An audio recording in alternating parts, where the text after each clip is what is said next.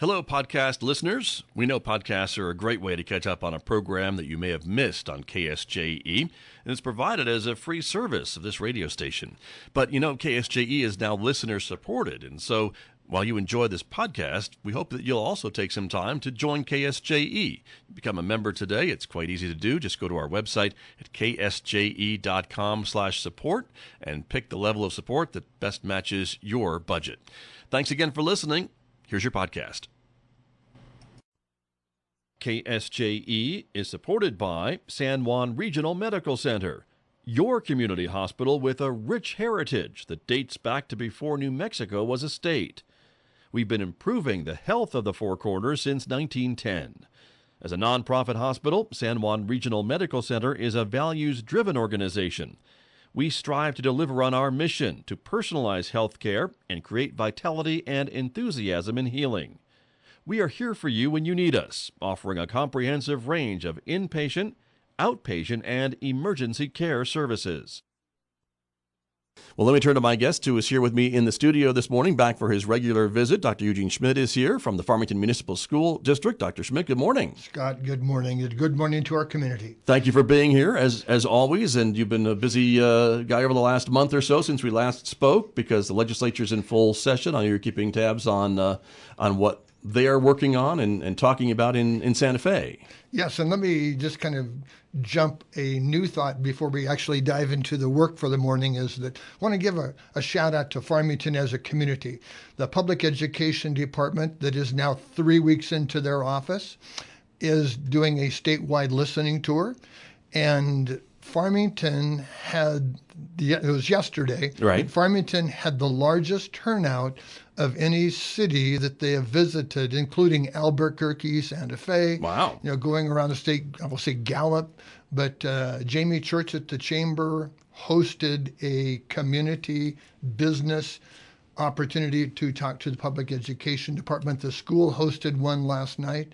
Well over 30 people attended the city chamber event yesterday, and what I would want to share with the community is the Public Education Department is coming in with a new attitude that I think is very exciting in their willingness to listen to not only school boards, but more importantly, the community. And yesterday's is kind of like speed dating in an hour and a half. Right. The Public Education went through a what they call Section 4 of the New Mexico application for the Every Student Succeeds Act. And why that is of interest to the community is because it specifically changes how schools are held accountable, or even students are held accountable. As an example, you would know that San Juan College High School several times has been the recipient of a school grade report card A. Right. And in fact, over the last 3 years, 10 or more of the Farmington schools, which vastly outnumbers any other in terms of percentages, get A's and B's on their school report card. Well, in the new world, the new application that is going into the federal government, we will lose the A grade, and instead schools will be given titles. And a high-performing school such as San Juan College High School may be called a spotlight school.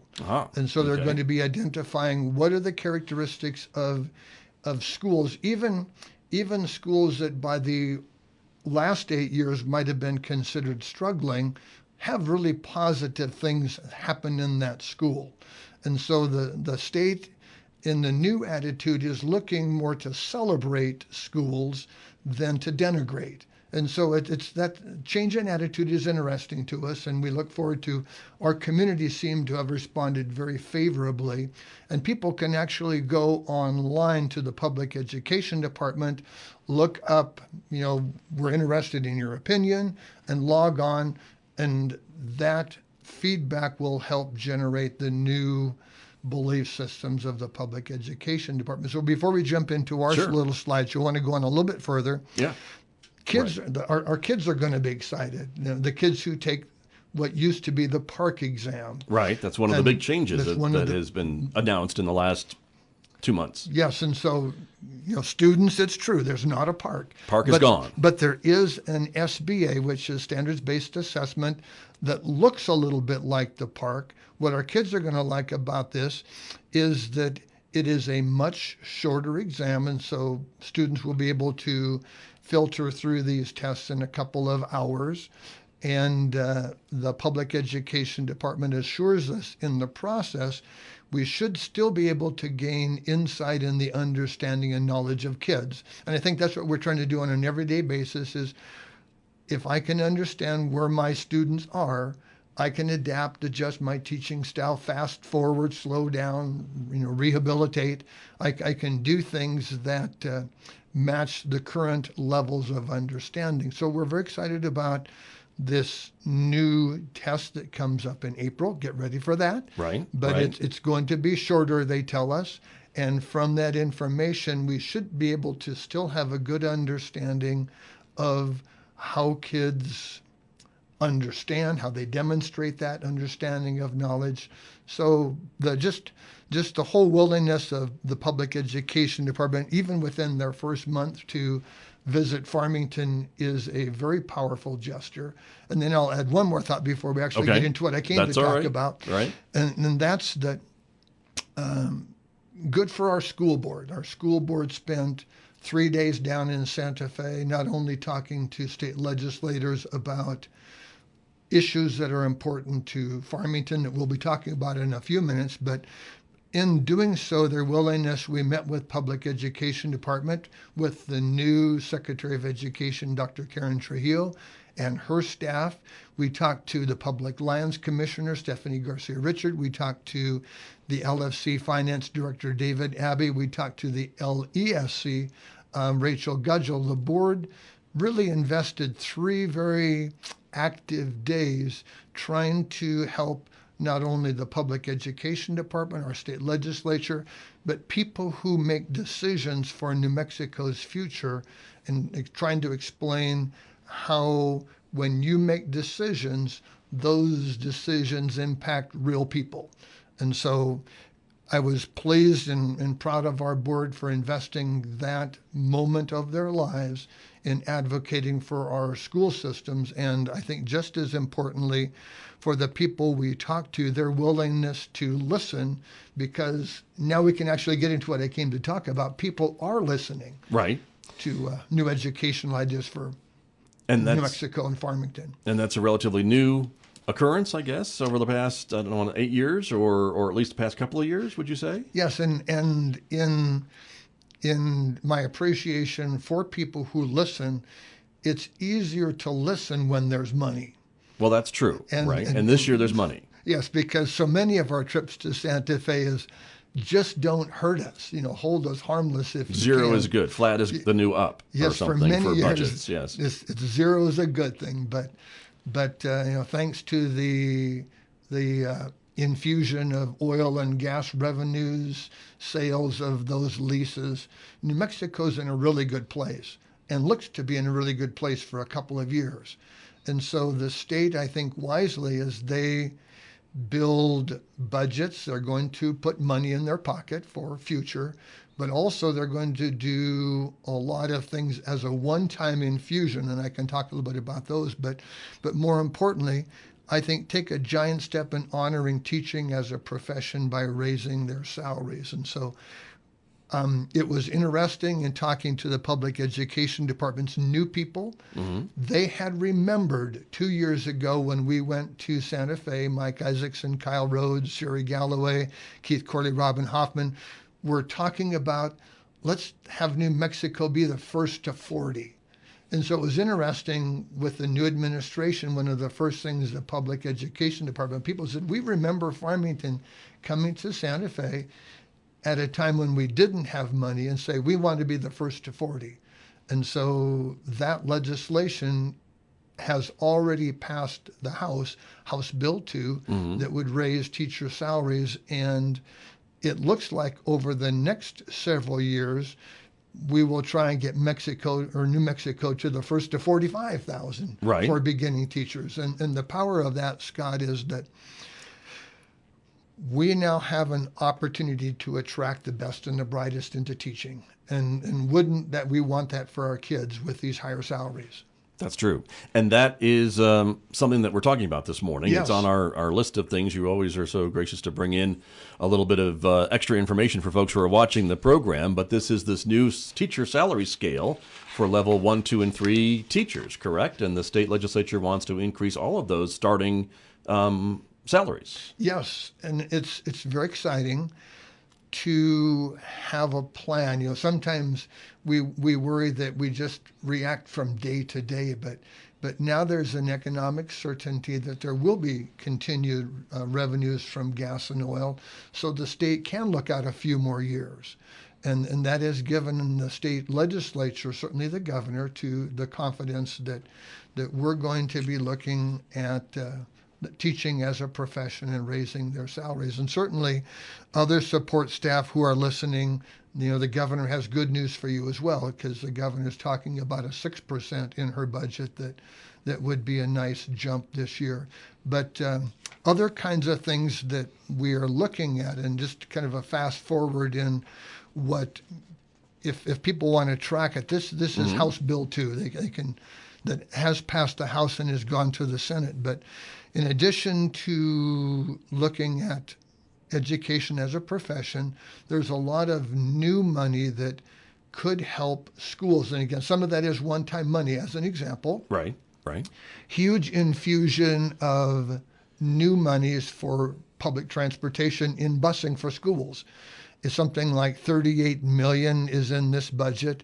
Billy Hewish, our transportation director, is very excited because that creates the very real possibility that we will be ordering 22 new buses for our fleet of about 80. Literally, the opportunity to upgrade. You always look at fuel efficiencies, newer, modern kinds of buses with all of the safety features, but literally, we'll be looking at the very real possibility of 22 new buses in the upcoming school year. We like that. There's a lot of conversation for families who have sought the opportunity for early childhood education, that in this new budget, should it be passed by the Senate and then by the governor, that there will be an infusion. Again, I'm thinking of about $38 million that could be distributed across the state to start early childhood education, more 4-year-old programs. And so that's very exciting. Very much. As a way to get this thing going. Right, indeed. And I think anyone who knows anything about schools and school buses knows they get a lot of wear and tear. They get a lot of miles on them every year, and they wear out fairly quickly, and some of them are on the road for a long time. Yes. Before you have the money to replace a bus, and they're not cheap. Yes, buses They're not. definitely are not cheap, and so given an opportunity, we would share or spend our share. Right. So let me go back and share. In addition to the state having money at this time, there are also critical court actions. Your viewers or your listeners know that there was a Yazzie and a Martinez case that was the judge ruled on behalf of the plaintiffs that public education was not receiving its fair share of money. And so literally the court has ordered the state legislature to invest more in public education. So there are other kinds of things that we think will be beneficial to our students. One of those is that there's going to be a new, and I'll call it a unit value. Every student, by state definition, is a unit, and that unit has X amount of dollars. Sure. In this new funding formula, there are at-risk units, or kids who, because of poverty, second language, maybe they're mobile, those students will generate a higher value. And so take this as unofficial. Right, okay. But we are thinking some of the early predictions for new monies for Farmington may be 16 to 19% over what we've had in the past. And again, this is unofficial, but we think that might be as much as 14 to 16 million new monies for our schools to invest in the future of our kids. And that's designed then to help these at-risk students, I guess, to really try to help them achieve next to their other counterparts in class. Is that the idea, to And help spend that money? Exactly right, is that what can schools do to lift all boats is what the governor will be saying, is that we want all the units, all the kids to have the expectation of equal access to education and equal opportunity to what that provides. And so we're very excited about what the state legislature, governor, and public education are bringing to this partnership.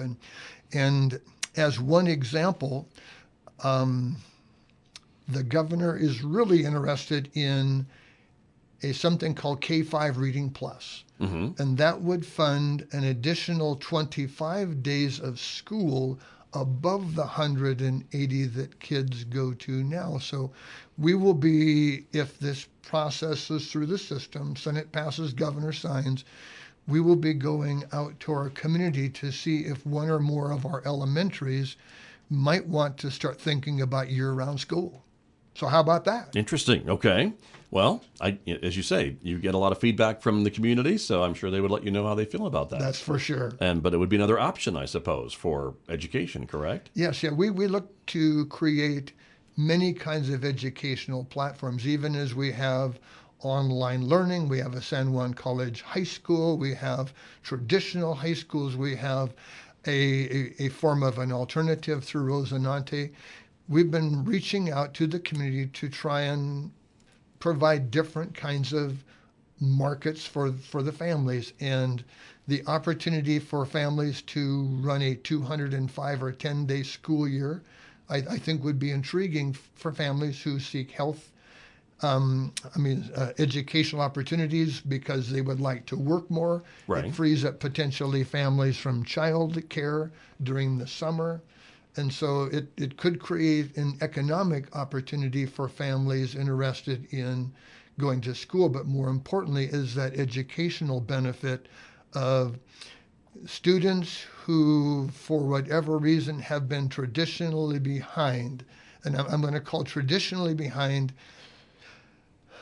Some affluent families have a 30 million word gap over less affluent families. People who read books to their children, right. Give them exposure to museums and different kinds of opportunities. There's literally a 30 million word gap. 30,000? 30 million? 30 million. 30 million. And I wish it were only 30. That's a lot more zeros. Yes, sir. But literally, wow. We see opportunities to help families or students come up, close that literally it's a knowledge learning gap. Sure. Because they're not exposed to lots of words. And if your second language, then it may be even greater. So sure, makes the sense. school will have an opportunity to work with families who express this interest, if all of this funding comes through, to literally redesign what a school year might look like. So very exciting. Interesting. I want to ask you a little bit, too, about security. There's another bill Yes. that's being talked about that would maybe help in that regard, maybe a bit of a controversy, though. And how do you feel about this bill about school safety personnel and maybe having some former law enforcement officers help with keeping schools secure these days? Yes, and we're optimistic. Farmington, our belief system is that retired police officers coming back to work as school resource officers is a good thing. We would like to see a slight modification or amendment change to this bill as it's going through. We would rather Chief Hebby hire people for me and I subcontract with him as opposed to having my own Farmington Municipal Schools police force. I see, right. And so in our world, having the police department being in control of that hire. Yes, we really want the consistency of the training practices, the interconnectedness of radios, response things. And so we think that the right answer would be is let's get retired police officers into schools, but do it correctly through the local community's police department. Right, wherever that is. It could be a county sheriff, it could be a city police department, or what have you. Absolutely true. And that's what you're doing now, yes. Is it not, with your school resource officers? They come from FPD. Yes, we have a memorandum of agreement with the city that they provide 7 officers, and it's a great partnership. One that very generously the city government, our city taxes, have paid for those officers in the school. Well, the conversation is now shifting. The school could be a financial contributor as a partnership with the city to fund police officers in the schools. And so we have told Mayor Duckett, certainly City Manager Mays, that we're very interested in being a financial partner, but one of those, or contributors, but one of the ways that might reduce that cost is that you actually hire people for the school year as opposed to the city's need to hire people for the full year. I see, and, right. And potentially a school resource officer wouldn't need a patrol car. And so there are ways that we may want to look at this different, but the mayor does know that the school is very interested in being a contributor because we value this partnership as well. Sure. My guest this morning, Dr. Eugene Schmidt, is here. He is superintendent of schools with the Farmington School District. Dr. Schmidt, we're going to take a short break, but there is much more to talk with you about, including some pre-K programs and some community school bills that are being discussed in Santa Fe. So we're going to take a short break, everyone. Back with my guest with more in just a moment. This is KSJE, and the time is 8:32. This program on KSJE is supported by Citizens Trust and Investment Corporation, providing a competent, innovative, and caring team of professionals to serve wealth management, trust administration, employee benefit plans, retirement planning, and estate settlement needs. Find out more about Citizens Trust and Investment Corporation at 505-599-0181. This program is supported by San Juan Health Partners Urology, providing a wide range of personalized services for the whole family, including children. Our caring professionals are dedicated to helping meet your urology health needs with skill, experience, and service you need. For a complete listing of our services and to learn more, visit sanjuanhealthpartners.com or call 505-609-6300. San Juan Health Partners Urology, a division of San Juan Regional Medical Center.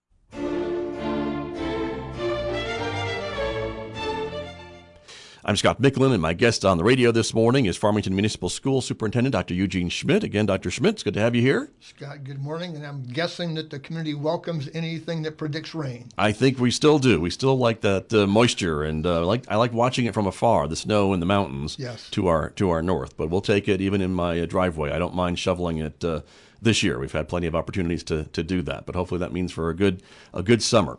You and I are talking about some legislation that you've been watching in Santa Fe as it makes its way through the legislative session. There's still some other bills I want to ask you about this morning. One involves pre-K programs, pre-kindergarten programs. Talk about that with me for a bit. Yes, there is legislation that is moving its way through Santa Fe Roundhouse.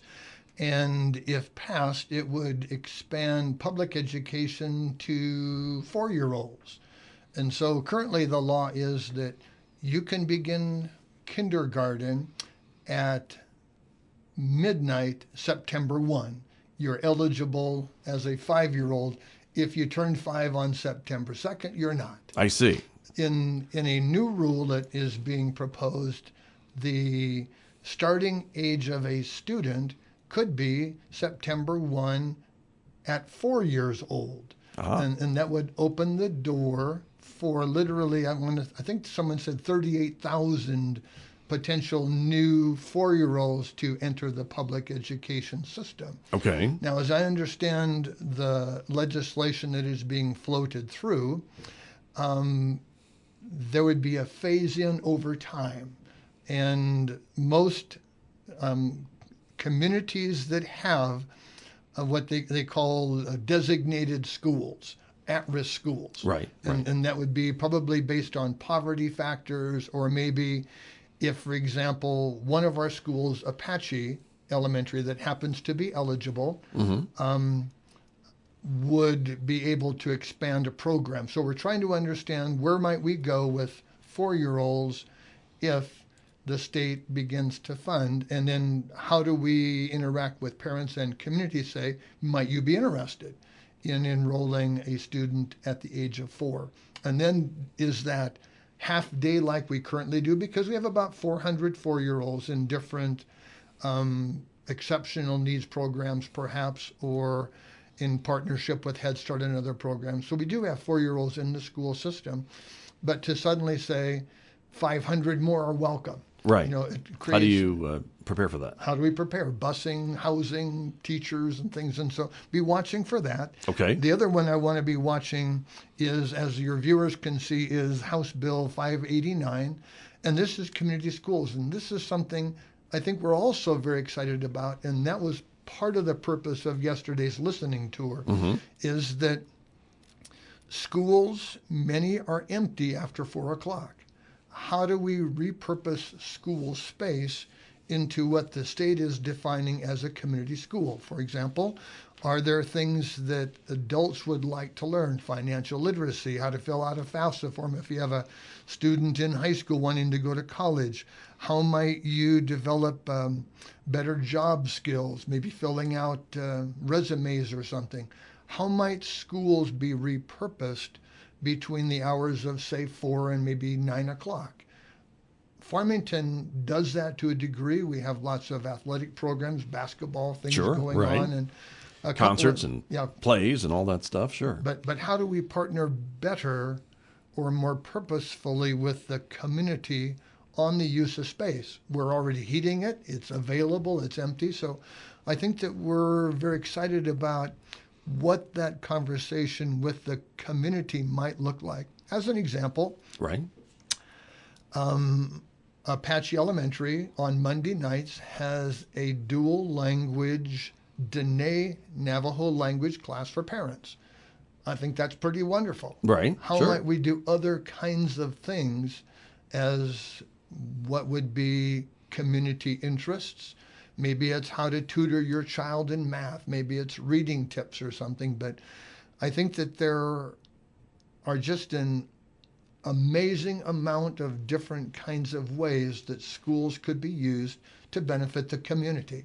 And so we'll be exploring that because this brings funding with it a little bit. And so we would be interested in that. Well, that's the other big question. When you try to do these extra things, how do you pay for it? Is there money to go along with it, or is it something the district has to pay for out of its own funding sources? So I appreciate that thought, because Scott and I, for the viewers or listeners, we were talking before the show began that it is often the practice of the state legislature to pass bills and then have no money. Right. And but bills that cost you money to implement, I suppose, yes. or other organizations, yes, or yes, entities. Our cliche phrase is unfunded mandates. I've heard that before, yes. And so many of the new bills that are being advanced actually come with money, or a way to access money through grants or things. And so we are appreciative of the recognition that unfunded mandates, while good because it pushes education to higher levels, it also competes, it also competes for the money that we'd like to use to hire teachers, pay teachers, and provide materials for the classrooms. Very true. And I know the other concern I know some folks may have is that this year it's all well and good, but what happens in those years when maybe we don't have as much revenue coming in from the oil and gas industry, or if there's a change in the oil and gas industry or things like that. And I know that makes folks a little nervous to have some of these higher salaries and higher things that the state is happy to pay for this year, but may not be so happy to pay for in leaner years. And you've got to be concerned about that too. I was going to say, always enjoy your comment. If you don't like the weather, wait a few minutes. Well, yeah, it's true. But for funding of public education, wait a few years, because we do see boom and bust cycles. And so we would like the state to just have kind of a stable platform where there's predictable. And so we think that when the state is talking about programs like funding community schools, expanding kindergarten, we see that as really a financial forecast from the state that with some certainty we can look 3 to 5 years ahead with the belief that we can give teachers raises, expand school programs. I'm very excited about the fact finally actually fund textbook adoption cycles, and I know that something that we have a great partnership with the college, and that's dual credit. I know that Dr. Pendergrass is very interested in what that funding, literally every semester San Juan College takes 1,000 courses for my kids in high school. and for which I think they're vastly underpaid. And so we are friends with the college and the work that they do for public education. And so those conversations are very active at the state legislature. So for those listeners out there who know our legislators, I would welcome you to call them and say, continue that strong belief in the support for San Juan College as well as public education. There you go. We are quickly running out of time this morning, Dr. Schmidt, but there is still one big important topic that I do want to ask you about, and that is the update on the weighted grades issue. And you've formed a task force to look at that because, as we've talked on this program before, the weighted grades can be a good thing, but can also be a bit of a confusing thing depending on how other colleges and universities look at those types of grades. Yes, and to really rattle through this quickly is I brought a proposal to the school board asking about the value or purpose impact of weighted grade. And a weighted grade for our listeners is if you're a high school student and you get an A+ in a class, you get an extra 0.3 on your transcript. So instead of getting a 4.0, you might be graduating with a 4.3. Right. If you take an AP course or if you take a college course here at San Juan that is comparable to or in a sequence for an AP course, you could get a 5 on your transcript as a letter A equals 5. And so we're trying to understand, while we think that weighted grades have value, does anybody else in the nation care? You know, do colleges and universities, when we submit our students for their enrollment, when we submit the names of our kids for scholarships, does that weighted grade, that 4.3 or that 4.75 or something, right, does that have meaning to the people out there in the nation? And so that is a study that's going on, and you can go onto the district webpage under superintendent and find a link that talks about the research, the minutes from our meetings, who's involved in the study. And I would say that if you are the parent of a 6th, 7th, or 8th grader, be very interested, because this it will affect them, won't it? It could impact their future. So sure. So, and you are holding these meetings and talking to this task force and getting this information, and you hope to maybe have another recommendation by summer, or what is your timeline on this as you take in all this information that's being gathered? Yeah, that's a great question. What we're currently doing is I will be informing the board tomorrow night at our regular board meeting that we have a moratorium on the implementation of any change, and that my hope, I had hoped by June to have a recommendation, and I will still try and make that task force goal, but the amount of information coming in from the nation is really fascinating in terms of yes, you do, no, you don't, why would you not? And so it may take the community task force a little bit longer to try and understand the value and how it impacts us. And I would say that bless the hearts of San Juan College, because they will also be much involved in this conversation, because we send 1,000 kids for dual credit. I probably send 200 or more every year as incoming freshmen. So that conversation will be important to us and to the college. Okay. Well, we'll see what happens, but thank you for the update. But it sounds like there's not a clear consensus maybe yet. There's a lot that do it one way and a lot that do it the other way from what you're telling us. Yeah, from national perspective, there is a mixed story. But I think in that mixed story, there's enough positive mix to say, I'm not sure we want to change. And so I don't want to prejudice or bias what the outcome of the committee, but what I'm reading, learning, and understanding, there is benefits to kids for scholarships, for potential employment, and for who may or may not be accepted into a college or university of their choice. Okay. Stay tuned. All right. Stay tuned. We like that phrase. So thank you very much, Dr. Schmidt. And real quick, is there any update on your real estate purchase with San Juan College on 30th Street? This is the new education center, the 30th Street Center, that you'd like to consolidate some of your offices and programs into as you move forward. And is it the deal is still in the works, is it not? Or have we closed? Yes, and I would say that this partnership in What used to be the Hillcore building on 30th Street is now the 30th Street Education Center, would not have been possible without the partnership of San Juan College that will cohabitate this four-story building with us. And so I want to give a shout out to Dr. Pendergrass, the Board of Trustees, Right. certainly Ed Desplas, who has done much of the negotiation. But literally, I'll be leaving this radio show to go sign the papers. Oh, this is it. For the school. Today is the closing. Oh, today is it? It is. And I know that tomorrow some of our people will begin to go into the building to create an opportunity to begin some remodeling that we do before we move in June. But literally, I'll be leaving this radio show to go sign the school side of the papers. Today's the day. So congratulations, I guess. Yep. And to San Juan College as well. But that'll be a big change for the district by consolidating some of these other smaller offices that are scattered throughout the city into one building now, which is what your thoughts are. It really is quite exciting. I'm consolidating 6 different locations, some of which we will be putting up for sale to put money back into future construction projects. But literally, somewhere between 133 and 140 employees will be moving into the 2 floors that we will occupy in the 30th Street Education Center. Importantly for the community, there's not going to be a guess as to what location I'm supposed to go to get my needs met. One-stop shop. One-stop shop. Kind of thing. All right. Well, very good. We know what they say about real estate. Location, location, location, Yes. Dr. Schmidt. So congratulations. Thank you for being here this morning. Well done. Always a pleasure. Dr. Eugene Schmidt, my guest here on KSJE. And I'll be back with more, of course, in just a moment, everybody. The time right now is 8:53.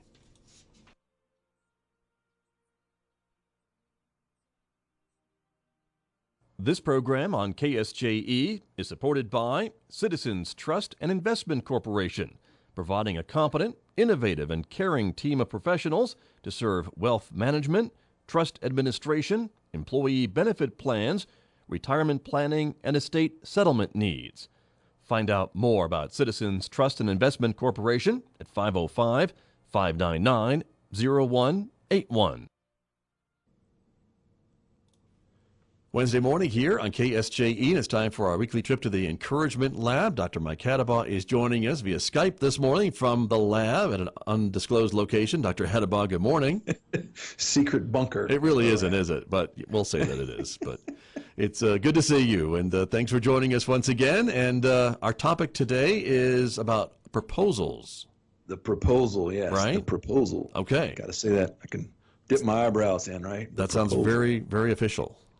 So one of the things I do a lot is I coach couples in relationships. It's one of, my 2 main jobs is I speak on encouragement. Right. And I coach couples. And this month I've been coaching a lot of couples that need to learn how to smile. So I want to give you something today. It's a free bonus. If you haven't seen this, I promise you can't watch it without smiling. Okay? All right. Is that a deal? Sure. I'm with you. So here's what you do. Okay. After Scott's radio show, after, in that break when something's on the air, when you have time, I want you to go to YouTube and I want you to put in the search bar, Brad and Emily proposal. Okay. All right. There is a proposal on there that it's Brad's proposing to Emily that is the cutest, most amazing 5 minutes of video. I dare you to watch it and not smile. It's impossible. Okay. Because it is so heartfelt and so pure. So, and it's also fun too. They even use they must have got permission to use a pop song in it because it fits perfectly. But the choreography and the planning that went into this was just amazing. So you want to smile today, go watch Brad and Emily's proposal. Okay. All right. Interesting. And again, the kudos to Brad, I suppose, right, for getting this to go off without a hitch. Oh yeah, I mean right? It's a home run. And here's the thing, and here's another dynamic from that we should think about is watch this video and at the end of it ask yourself, do you know enough about this couple to know that they have a really strong, committed relationship? The answer is I can almost guarantee you divorce is not in this couple's future because of how obvious it is that they have worked and worked and worked on this relationship. And people miss that they think relationships just happen. This couple obviously have been working on it. And when you see the effort put into this proposal, I told all my kids, I said, your my two daughters. I said, whoever the guy is proposes to you, I'm going to show him this video and say, he better do this good. No pressure. Wow. Okay.